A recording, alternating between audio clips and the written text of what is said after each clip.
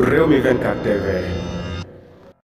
jaajëfal nañu leen bu baax ci ànd bi ak topp bi ngeen ñu topp ci site internet bii di Rewmi 24 TV li gën a fës ci bopp xabaar yi nag dañu koy doo rek jiw bi ak engrais bi nga xamante ne rek force de défense et de sécurité yi nag lañ ko fas yéene jox nga xamante ne moom mooy Alioune Tine daal dina ci yëkkati ay kaddu nee na daal li nga xamante ne moom mooy révolution agraire mënagul am sans ñu am nag réforme ci foncière yi nga xamante ne rek war nañ ko xoolaat ne na nag lii di révolution agraire bi nga xamante ne rek dafay ñeel lii di alimentation bu doy ci biir réew mi sax bu fekkee ne nag ñu ngi koy initier ngir satisfaire bu baax politique bu souveraineté alimentaire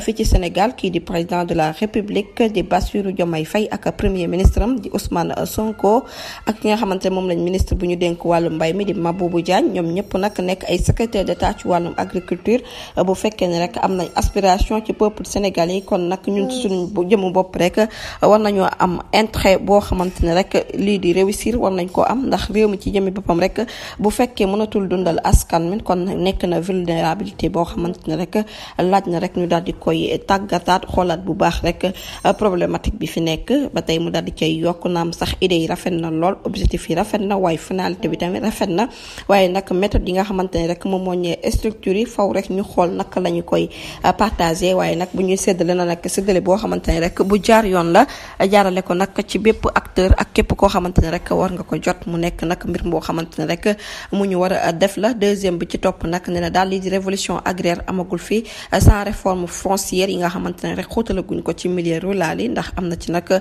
yoo xamante ne rek pour ñu seen mbay jaar yoon ba nëgë ni rek lii di mbayum traditionnel la ñuy utiliser mu nekk mbir moo xamante ne rek moom moo am ci àll bi waaye nag faw ñu xool rek naka la ñuy ñongalee mbay mi ba noppi mu daal di koy jeexale naka la ñuy rassurer rek intervention bi nga xamante ne armée ci jëmi boppam rek fas yéene na koo def nag mu nekk mbir moo xamante ne day jàppale bu baax nag séddale bi waaye nag mu ngi apprécier bu baax dogal bu nu mel ndax nag activité civilo militaire bu nekk rek am na conscience bu nu mel nag faw rek ñu daal di waxtaan li nga xamante ne moom mooy armée nation daal dinay ñëw maanaam armée mi nekkal na fi askan wi naam sax ni mu ko initier boobulee débat baax na lool waaw faw daal mu gën a xuutalaat gën a yaatal boobulee débat bu ko defee rek